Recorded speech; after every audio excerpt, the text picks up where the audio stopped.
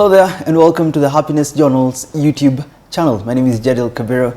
I'm the host here, having different conversations about happiness and how these conversations about happiness can be helpful to you. I'm sitting next to a recent graduate, actually the freshest graduate in Kenya, KIRAITU Murungi, the Chief Happiness Officer of the Happiness Resource Center that we've established here in Kenya. How are you doing today? Well, feeling very well, very happy. Yeah, I must say. Straight from Colombia. Yes, we came 2 days ago. It was great to be out there. You are trending here in Kenya. We saw the picture of this certificate right here, together with your wife and other people. How was Bogota? How was the graduation? Okay, the graduation was not in Bogota. Oh. It was in Catayana. Okay. Catayana, okay, in Kenya we call it Catayina, but because it's Spanish, it is Catayina. All right. Now, Colombia is very much like Kenya. It's it's in the Andes mountains. So Bogota is like Nairobi. It is high up in the mountain. Yeah. And then now Catayina is like Mombasa on the coast. All right. Very much the coastal feel, happy people, that kind of stuff. Yeah. So I must say we really enjoyed our stay, out there, and the graduation ceremony was wow. It was simply wow. Wow. Tell me about, before you get to graduate, you are studying at the Happiness Studies Academy, which is based in New York. Right. Before you got to graduate, how was the studies about happiness? Because looking at Kenyans here in Kenya, thinking, what is this happiness studies and how did you graduate? I have met many of my friends. When I tell them I'm a student of happiness, they think it's a joke. They don't think it's something serious. But from what you learn from the Happiness Studies Academy, happiness is serious business. What the center focuses on is to bring to you the centrality of happiness in your own life. And indeed, this is everything we do in this world. They say all human industry is all geared to one thing, happiness. It doesn't matter what you say you are doing. At the end of it, you are seeking happiness. You can be a mechanic, you can be a doctor, you can be a priest, you can be a journalist like yourself. At the end of all these careers, they converge into the pursuit of happiness. Talk to me about the studies. Let me just cut you kidogo, but about the studies. Yes. How vigorous? How is it like normal education? You go to class? No, the Happiness Studies Academy is about the science of happiness. But it goes beyond pure science. It's a multidisciplinary study which covers psychology, it covers aspects of biology, philosophy, literature, history, religion. The entire spectrum of human experience is captured in this course. You pick even aspects of Confucianism, Hinduism, Christianity, in addition to learning how the brains work. Like there's something they call neuroplasticity, which challenges the old theory that after a certain age, brains only grow in one way, through deterioration. This one says brains actually continue to grow, depending on the use that you put them to. There's neurogenesis. So what I'm capturing is there are different units that you study, like a normal certificate, normal diploma, normal bachelor's. Yes, precisely. There's a lot of literature, a lot of video. You are taken through a lot of scientific experimentation which has taken place. Yeah, in this field of happiness. So It's a new field of study which captures or collapses into very many, academic fields. Yes. So how were you studying? Were you heading to New York every week or every day? How was it online? No, the course is 100% online. It's only the graduation which you go to do, at the academy. But even the graduation, we don't do it in New York, where the academy is. They try to move it around the world. That's why this time round, we were taken to Colombia. Okay. Last year, they went to Italy. I think next year, they will be going to Bhutan, which is around Himalayas. Yeah, you haven't asked them to come to Nairobi? Yeah, they'll be coming. We are discussing. Okay. Yeah, but we are very new. We have to learn how to host them. So but maybe soon. Yeah, but they have even been focusing on countries which rank high on the UN Happiness Index. So like Colombia now was number 3. That's why we are there. Colombia is the third happiest country in the world. In the world. And for sure, when you get there, you feel it. What has attributed to that? What would you say has attributed to happiness? Colombia being ranked 3rd, and I don't know if you know where we are as Kenyans, but what has attributed to that there? There are many factors which are considered when the analysis is made of our society, but you'll be surprised to hear that Somalia, where there is war, ranks higher in happiness than Kenya. Really? Yes. Yeah, but I think they say the biggest barometer of happiness is social relations, the way people relate to each other. And when you get to Colombia, you feel that there's people are very happy in each other's company. Hospitality. There's a lot of community. And even for me, when I landed, I felt as if I belong. In Colombia? In Colombia. And you're black and they're white. Yes, I really feel these kind of differences. Tell me though, from the studies, how has these studies helped you? Because there are people who would say, if I go to church, I think that is competent, that is enough for me. There are some, if I take a bottle of whiskey, that is happiness for me. But before we even go there, how has this happiness studies impacted your life? I must say, I'm a transformed person. It has broadened my thinking and my actions about myself. It has impacted my own life because I'm now trying to live in accordance with the Spire framework of happiness. What is the Spire? The Spire.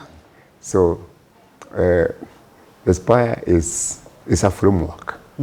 It's a model of bringing happiness or pursuing happiness in people's lives. If you don't mind, I can go into a little more detail. We have the time. Yes. This is our platform. Yes. First of all, the study of happiness is a new area of study. It's a branch of psychology, positive psychology. The theory being that in the past, the psychology did not recognize the dichotomy of the human life. In human life, there is always yes and no. There is always up and down. There is always sadness and happiness. But the traditional psychology only dealt with the downside. They only dealt with disorders, both the physical and the psychological. Anxiety, worry, depression, such things. But the positive psychology or the study of happiness says that that is not the whole of human experience. It's just like people used to talk about the elephant. One sees the leg and sees the elephant, the other the ear. Yeah. But the elephant is composed of all those parts. Yeah. Now, for the human experience, it has to be both positive and negative. Okay. So what the positive psychology has done is to focus also to the brighter side of life. Okay.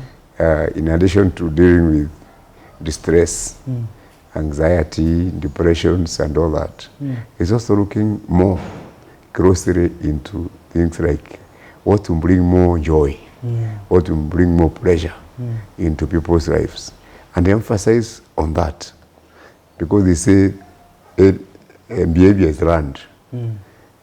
When a child is born, they don't know what is right, what is wrong. Even sometimes, even they don't know fire can burn. Yeah. They are taught. So people can be taught happiness, just like they can learn about sadness. So the positive psychologists, I believe time has come for us to promote human flourishing through teaching and focusing more on pleasurable emotions. Okay. And what brings happiness. Before we even go back to Spire, Yes. I would want to know the studies of happiness and looking at the positive side of the psychology. Yeah. How beneficial is it to people thinking we want to deal with depression? Yes. What would you say is the best way to navigate through psychology? Talk about depression or talk about the positive side? Bottle, glass half full, half empty. What does that bring about? The key word is and. You learn about depression, but you also learn about happiness. You keep on talking about depression only, you might even exaggerate it. Yeah. But just as you are learning about causes of depression, you should also learn about causes of happiness. Yeah. And emphasize more on causes of happiness. On the positive side. Yeah, because we want people to be uplifted. Okay, so let's go back to the Spire framework you mentioned. The Spire framework,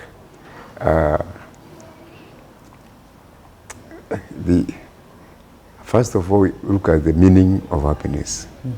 That I think it will make us understand. Okay.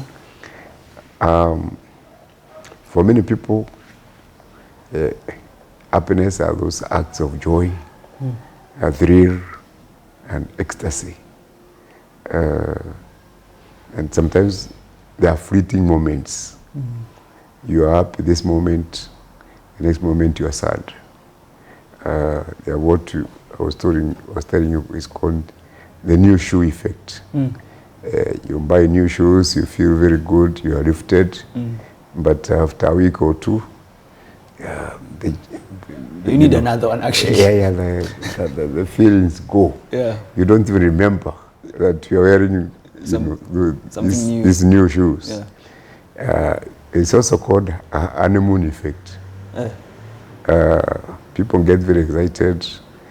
The wedding, they go for honeymoon. But a few days after they come from honeymoon, they have to come and deal with the real life. So that excitement, that thrill goes. So when we are talking about happiness, we are not talking about these momentary highs. We are talking about long-term, sustainable, a life of contentment, satisfaction with life, and generally feeling fulfilled and living a meaningful life. So we look at happiness in that broader perspective. I like that. So then the question is, how do you get it? Now they say you do not pursue happiness directly, because happiness is a result. You do certain things, and then happiness comes when you reflect on what happened. So they say happiness is like the sun. If you are at a safe distance, you can enjoy the sun. But if you get very near, it burns you. Yeah. So they say happiness, if you go looking for it, you'll be very unhappy. You'll not get it. And because it is not in a shop where you can go and just buy it and go home with it. So you do certain things as a result of which you become happy. And that's what we call the Spire model. And they are generally grouped into 5. Spire, S-P-I-R-E, is an acronym of those things. So the S stands for spiritual. A human being is a spiritual being. Spirituality is something which helps you find meaning in life. There's something that gives you the passion, the excitement, the commitment. And they don't necessarily have to be a belief in religion. Yeah, you can be very passionate about the religion, which is okay. But you can also be passionate about other things.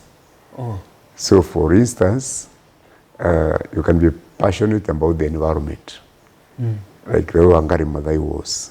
So it becomes spiritual. Yeah, you know, in fact, in other language we say, you are following something religiously. Yeah, true. Now we are talking about following something religious in a spiritual manner. Yeah. Because you are so passionate, you are so committed about it.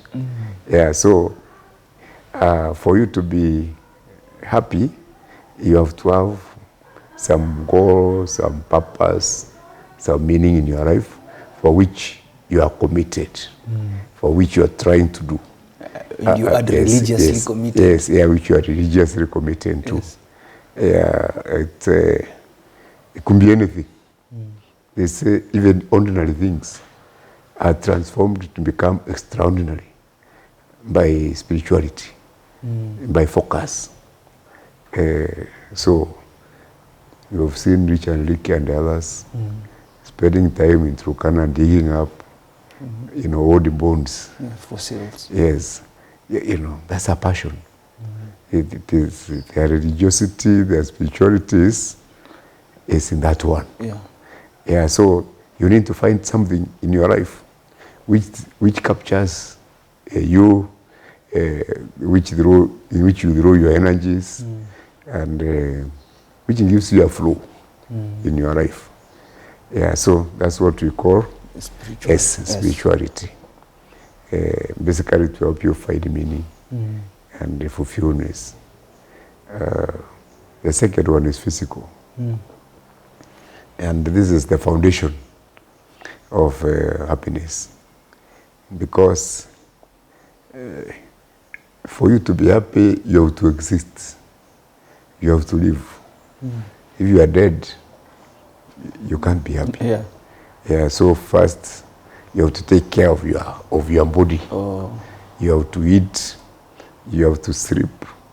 If you are sick, you have to take medicine. And also you have to get involved in some form of physical exercise.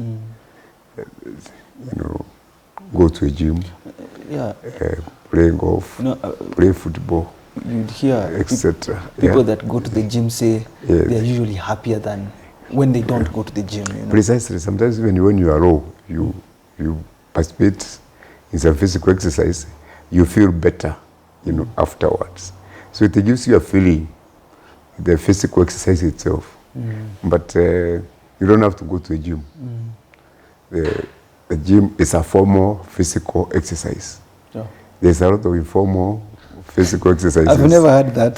Taking it's place. Formal. Yeah, that's informal. Say the person is digging up the shamba at home. They are serious physical exercise, but they don't think they are doing exercise. Because for them they are removing the weeds. So you can do such things. You can even have a garden. Yeah, even walking to the canteen to buy cigarettes. That is also physical exercise and all that. But also sleeping, resting, it's also part of this physical pira. You work, and you don't sleep, then you become irritable and all that. So you have to take care of yourself, you have to take care of your body, you have to rest. And they are very, very important aspects of happiness. The other pira is I, intellectual. The human mind has to be stimulated for you to feel happy. Even if you are given all the food and turn to sleep and then don't think,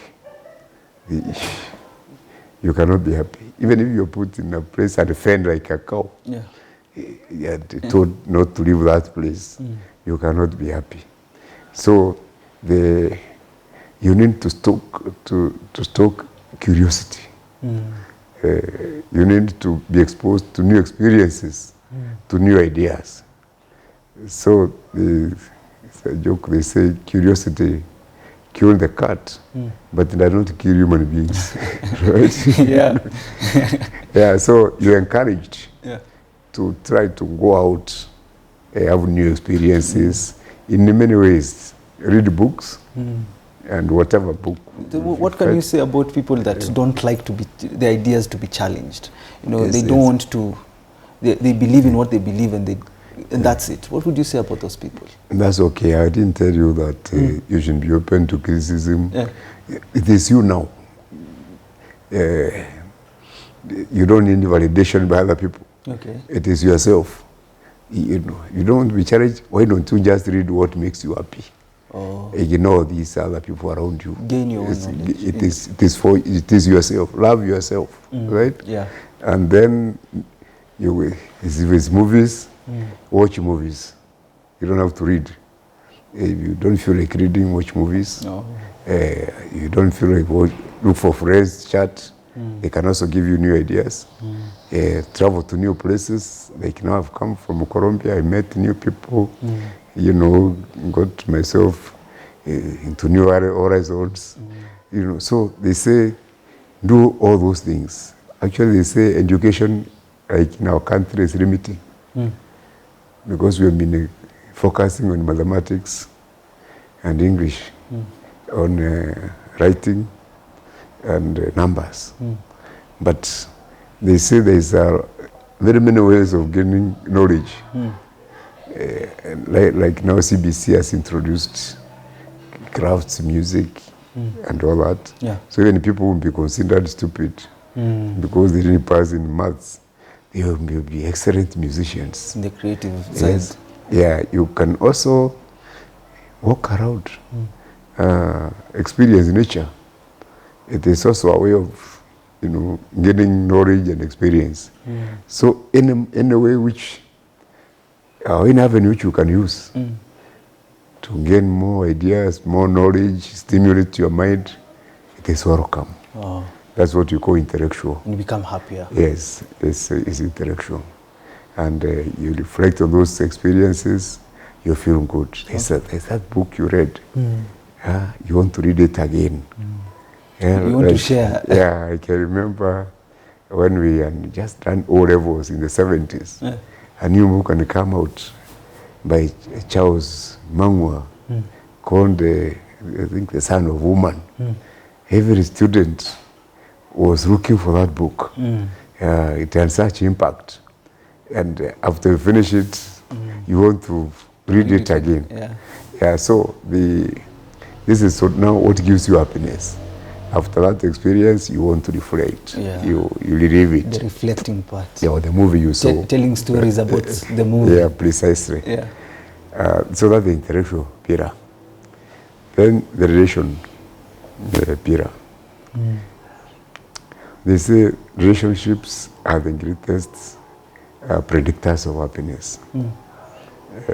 You cannot be happy alone. In fact, the more lonely you are, the more unhappier you become. So here they encourage you to expand your social connections. Start at home. Do you know there are some people who don't even look at their wives in the eyes? There's something called pirogeze. You are told when you wake up, spend about 5 minutes just looking at your wife. Come on. Yes, or your husband. You know, maybe there are details you have not seen. Sometimes you don't even know what dress they wore in the morning. Right? Yeah, so pay more attention. You could even have Miss Kenya or Miss World in the room. But if you are looking the other way, can you know whether she's that pretty? Yes. Yeah, so pay attention to relationships. Improve your relationship with your own children, with your neighbors, and the colleagues at work. You know, every occasion you see for interacting with other people, it's also an occasion for you to enhance your happiness. You meet people in the lift, why don't you greet them? Yeah. So they tell you expand your social networks, but also make them quality. Because as you meet people, there are some who will be also a source of disappointment and can make you angry. So in those areas, then you try also to emphasize on relationships which give you pleasure and minimize those ones which give you displeasure. Yes. You know, that way you can be happy. But they say, doesn't matter how much money you have, how much land, etc. Yeah, until those days, that day, when you are sitting with somebody like you or a circle of friends, cracking jokes, enjoying yourselves, you know, that is the only way you can get happiness. Okay. Alone, it is very difficult. The lonelier you are, the unhappier you become. The more the unhappier you become. Yes. Then the last one is the emotional pillar. And here, you are told, though we are seeking happiness, you should also recognize the reality in which you live. I told you about the dichotomy of life. The yes and no. Even emotions, there will be painful emotions in every life. And if they are not there already, they are coming. And there will be also pleasurable emotions. And I'm not saying because you are pursuing happiness, you are not going to be sad, or you're not going to feel sorrow or grief if somebody around you has, you know, has passed on. Yeah. What they encourage you is to try to understand those emotions and not to exaggerate them. Like if it is pain, you should understand that it's not there forever. Pain is temporary. I know, like, you lose a loved one, you are going to mourn, and they will not tell you not to cry. Let the emotions flow freely. Because the more you try to fight them, the more you resist them, the more painful they become. Yeah. So let them flow, and then you try to understand that they are passing. And after that, life will come back, you know, to normal. So that's how you deal with the painful emotions. Yes. Don't resist, don't fight, accept, you know, and try not to, don't exaggerate. Don't say because now my wife has left me, I'm as good as dead. Yeah, go through it, and then try to reconnect. I would want you to address as much as possible. To address something. Yes. When people have experienced, say, trauma, right, and you get 20 years, 30 years down the line, say someone has become an alcoholic, and all they say is it's because, let's say, I was abused as a young person, And people talk about, it's sometimes you have to understand that you cannot keep blaming the past even though it is still deeply hurting though. Yeah. How can you address that situation to become happier? Now, they say everything can be learned. And the way to learn things is first you learn, and then you repeat. You remember, then you repeat, and then you form a habit. So, if you keep on remembering the sound and repeating it, it becomes a habit. You become an habitual sound person. Yeah. But if you try to, it's all about your psychological state. Now, you try to convince yourself that this is something which has passed, and you try to do things which will make you happier, and you keep repeating and remembering and repeating them, then you form a habit of being a happier person. No. Yeah, so you create a habit. Okay. Yeah, they say things like maybe brushing your teeth is not natural. Something that you are born with. But you learn, you are taught how to brush your teeth, then you are reminded, then you repeat, and it's through that constant repetition it becomes habit. Now you don't think about it. Yeah, you only remember you can't leave your house without brushing your teeth. So these many habits can also be learned and formed in the same way. Cultivating a positive psychology. You can cultivate a psychological attitude, which is positive. Still talking about the Happiness Studies Academy and what it has impacted you. So you've talked to me about the framework. Now, how would you say your life is now? Now, you see, the academy is not just about theory. Actually, Professor Tamben Sahal, who founded this academy, was the top psychology professor at Harvard University. And he said he wants to bring positive psychology from the ivory towers. He wants to bring it to the level where ordinary people live, so that people can benefit from the researches that are being done in the area of happiness. And that's why he founded this Happiness Studies Academy. And this, he encourages us not only to understand. He said mere theory will not make you happy. You have to live it. So we, as the students, are encouraged to live the Spire that I told you about. Yes. So you are supposed to try to identify meaning in your life. What is it that you really, really want?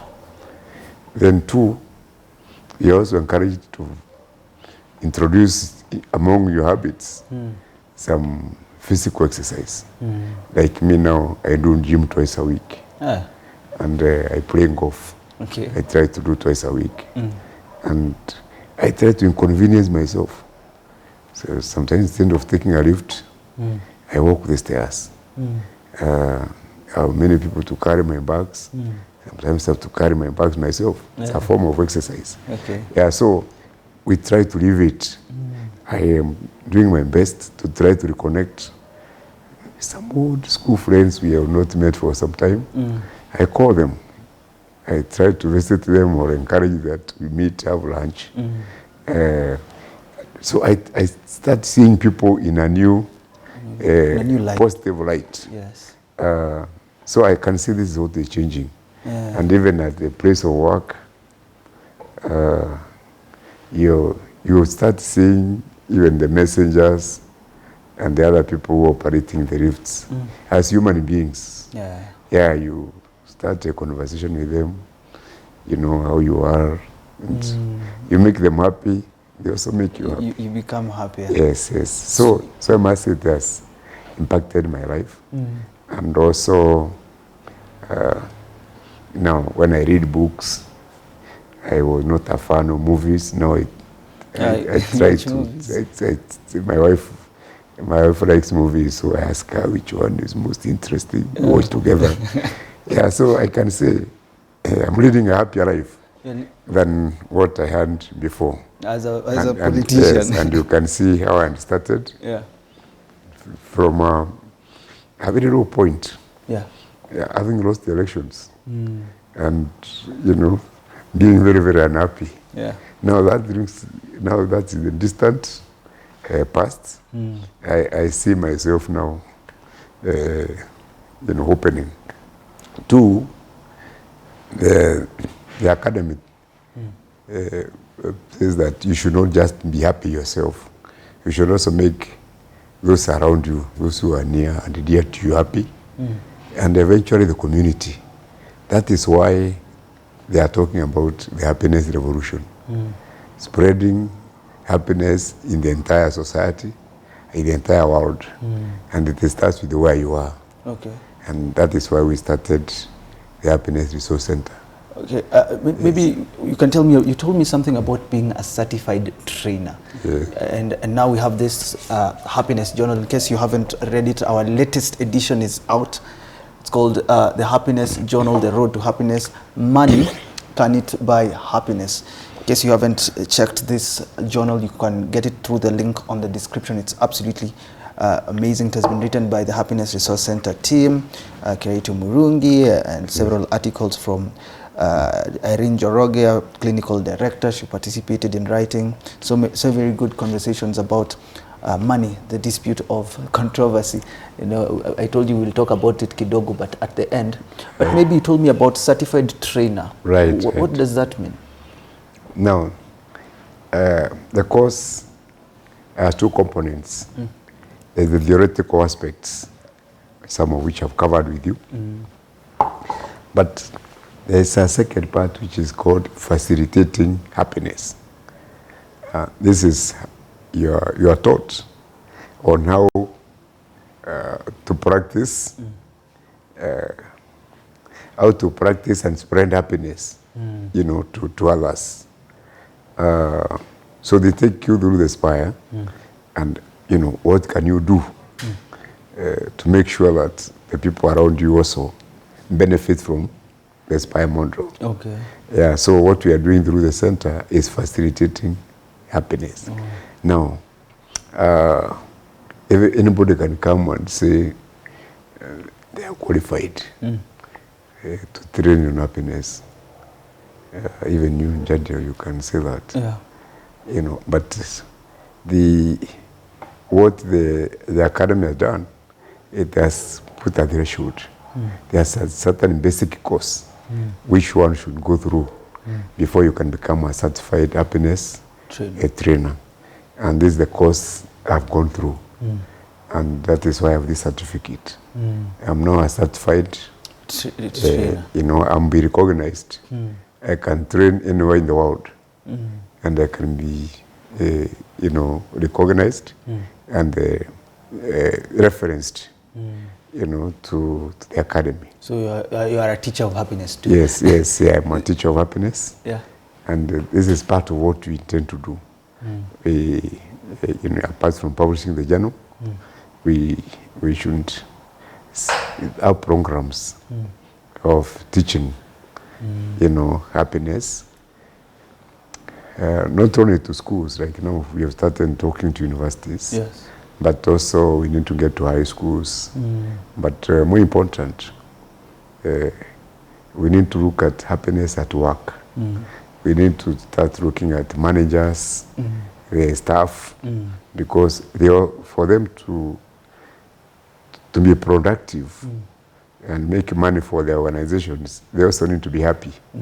Yeah, so I intend to open a program where we train managers and you know, staff and organizations in in happiness, in flourishing. Okay. Yes. So I was going there, the Yes. future of the Happiness Resource Center, now that you have graduated, Yes. that is what you're thinking about, talking to people, talking to schools. Right. And therefore I think it would be a good opportunity to ask people that are watching if you'd like us to come to your organization. Right. And for the teacher of happiness, the Chief Happiness Officer, KIRAITU MURUNGI, to come and talk to you about happiness and foster happiness in your organization, you can talk to us through that link. Now, maybe finally you can talk to me about our latest edition. I was telling you, people are asking, where is the balance between money is the root to all evil and... before we get there, yeah. I've now interacted with other people from around the world, China, Canada, and all that. There's a new branch of professionals coming through this study. Instead of talking about HR officers, human resource officers, they are now talking about happiness officers. So organizations have introduced happiness officers whose idea is to really make employees happy so that they can realize the organization's goals. Okay. Again, they've said, just like we are talking about happiness, if you go through for money directly, then you may not get it. If the employees are not happy, they might even sabotage the basic aims and goals of an organization. But if you get them to have meaning in what they are doing, if they feel recognized as human beings, if they feel simply made happy at their places of work, they can work long hours, reduce complaints, and also generate more profits for their companies. Okay. Yeah, so that organizations in the West have started those kinds of programs. I think that is quite interesting. And there are even books now being written about conscious capitalism. Capitalism, which is looking for money, which is obviously at the end of the day looking for money, but in the process also empowering human flourishing. Oh. Yes. I wanted to wrap up by asking you about why people should get our latest journal, Money Can It Buy Happiness. Yeah. I was telling you from the feedback I've gotten as we're distributing, people are saying, how can we create that balance of understanding money is the root to all evil and money answers all, as Solomon wrote. Why should people get this magazine and how can you answer that? I think this magazine decided to be provocative because people have been conditioned to think that money is evil. They're even shy about talking about it. But, actually from family and religious backgrounds, and I think you saw the first part of the article, we are talking about that, how the Bible says money is the root of all, of all evil, how a rich man will never get to heaven. It is easier, for a camel to enter through the eye of the needle than for a rich man. But those are discouraging people to look for money. And I think the money itself is a neutral commodity. It is not what is not evil. And I also take a religious perspective. That man and woman is created in the image of God. Can you imagine God walking around in rags? God walking without shoes? God sleeping hungry? So to me, that cannot be the image of God. The image of God should be a flourishing human being, a man who is well dressed, a man who has eaten well, who is living well. And that's what I'm saying. There's nothing wrong with us seeking wealth, that's seeking riches. And in fact, I'm saying it is a fundamental right of every man and woman in this country to be rich and prosperous and to live a good life, a happy life. And this is an aspiration that we should teach our people and our children instead of discouraging them. I think the other message we should send is It is true, money can be used for wrong things. They can cause a lot of unhappiness. Use it to buy drugs. If you want to steal to get it, find yourself behind bars. So we are saying you should develop your own philosophy, your own psychology of money, and have a relationship which makes money, which makes your money make you happier. Okay. You can buy a holiday. If I didn't have money, could I go to Colombia? Yeah. Isn't it? Yeah. Yeah, can you eat well if you don't have money? Yeah. You know, so money can also buy experiences which make you happy. And we like to emphasize on that aspect of money. All right. Money used properly can and does make people happy. All right. Right. Don't want us to spill all the beans so that you can grab a copy of this wonderful journal. Money Can It Buy Happiness? In case you haven't read it, go ahead and read it. It's an absolute wonder because several articles from different people about what money can do in your life. Anything before we wrap up? Anything you'd like to share with people? Just wish them Merry Christmas and a prosperous New Year. And I think we talk about a Merry Christmas. I think we should bring in the concept of happiness. This is a happy season. So we'd encourage them very much to watch our space and try to bring as much happiness in their lives as possible.